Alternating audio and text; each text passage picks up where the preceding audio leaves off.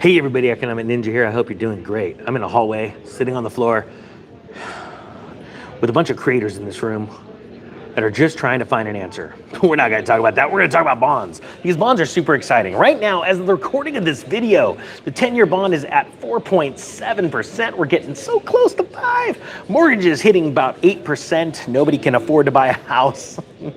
No matter what your real estate agent tells you, things are bad. And they're going to get worse. But that's actually really good news for all of us because we're going to level up and crush it in this next crash.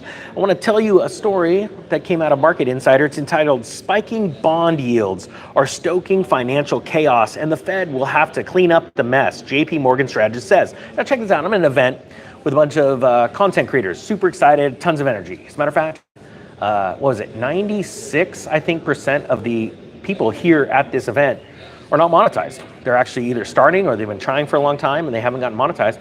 And there's a lot of excitement, but what even the people that are monetized do not understand, and I'm talking about 99 out of 100 people do not understand this, is that all this monetization is about to go bye-bye because advertising is going to go bye-bye because companies are going bankrupt. We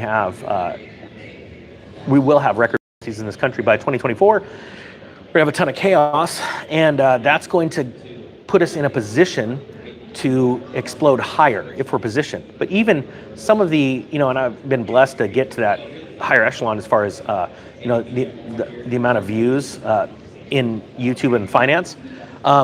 Even the number 1, number 2, number 3 guy in finance have no clue what's going on. And you're gonna see it in real time. And this bond market spike is very eerily reminiscent of what happened in 1986 leading to the 1987 crash. So here we go. And then I'm gonna explain something that nobody talks about or understands, and it has to do with First Republic's commercial-backed securities book and why all of the banks are watching in fear over that one asset that has not been able to sell through that liquidation, all right? Here we go. Soaring bond yields, risk triggering financial chaos, a JP Morgan strategist has warned. David Leibowitz said Monday that the ongoing fixed income sell-off could spark market turmoil and that some sort of accident, quote unquote, will be necessary to persuade the Federal Reserve to start slashing interest rates in 2024. Now, the Fed has already said that they're not going to be slashing interest rates. I want you to understand this. This is very serious.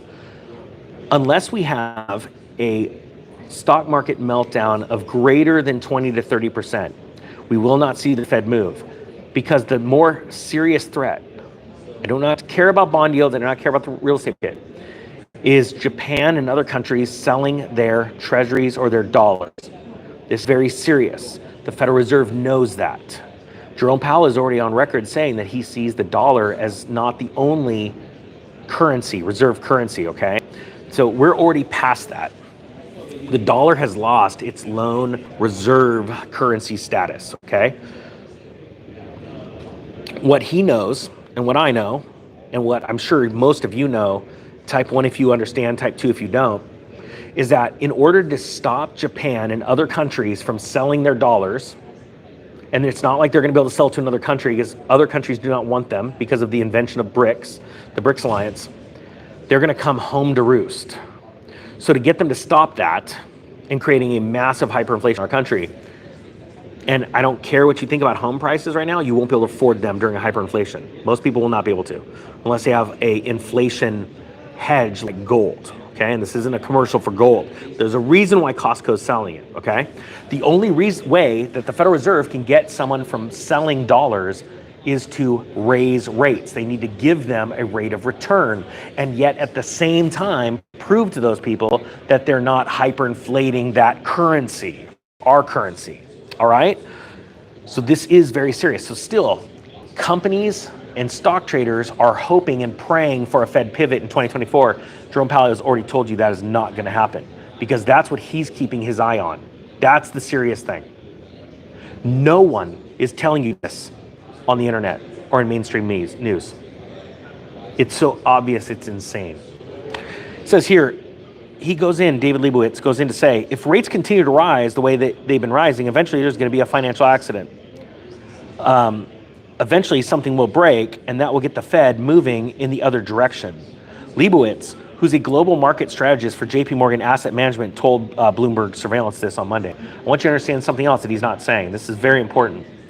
The reason why, unless God intervenes, which I believe is going to happen, but I don't know when, stock markets during times of high inflation move higher. Why? Because people are pulling money out of their banks and searching for yield, and some of that search for yield goes in the form of stock purchases. Okay? But because most people don't understand technical analysis, they don't understand how markets flow, they get over emotional, and they end up losing their butt. This is what we have not seen a time like this since the late 70s.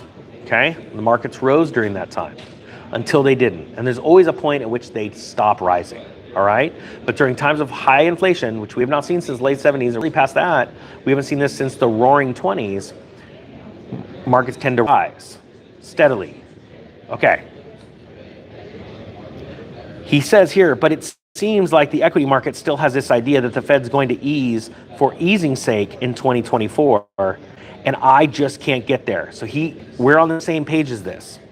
He added, referring to traders' expectation that borrowing costs could start to fall next year. I do not agree with that. I believe the bond market's going to keep going up until it doesn't.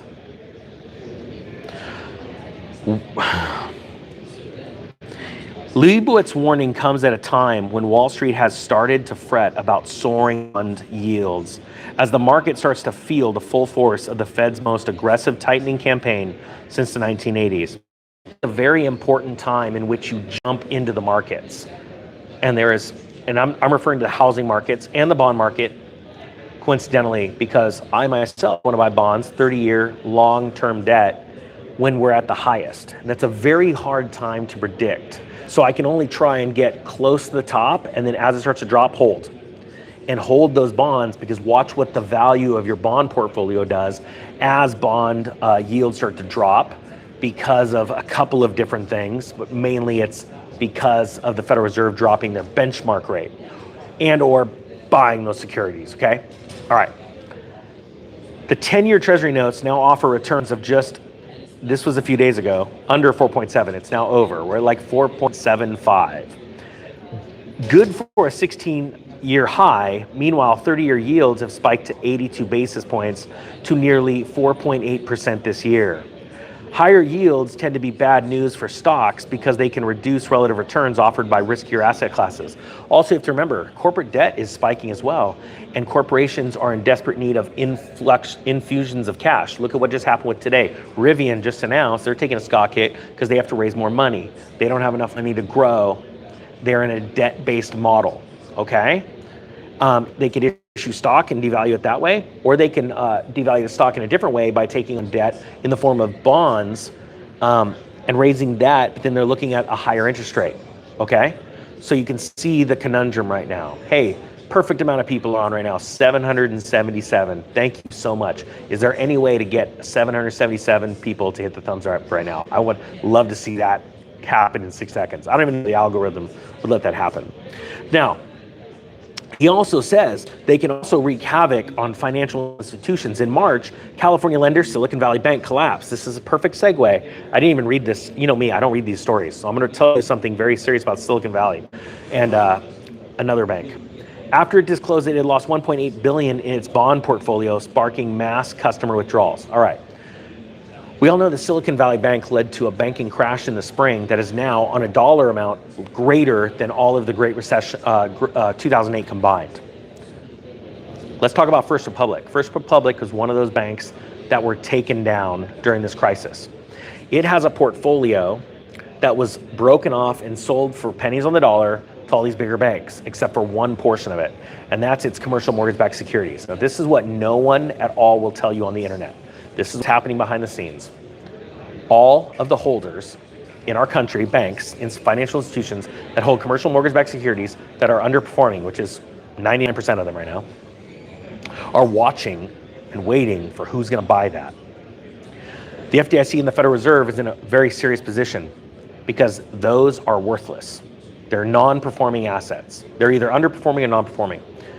The second a bank or a financial institution pays for that, imagine that you have now set the bar for all other banks' commercial mortgage-backed portfolios. You've now priced them. Now, just like it said, Silicon Valley Bank came down because of its term holding, its bond portfolio that it was holding to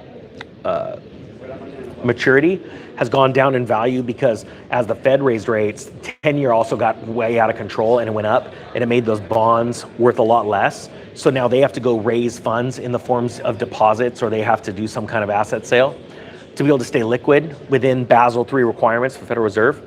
This is what's happening right now with those CMBSs.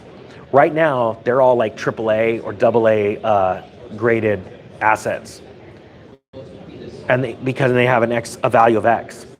When those assets over there at First Republic sell, it's going to take everybody's CMBS book and drop its value drastically.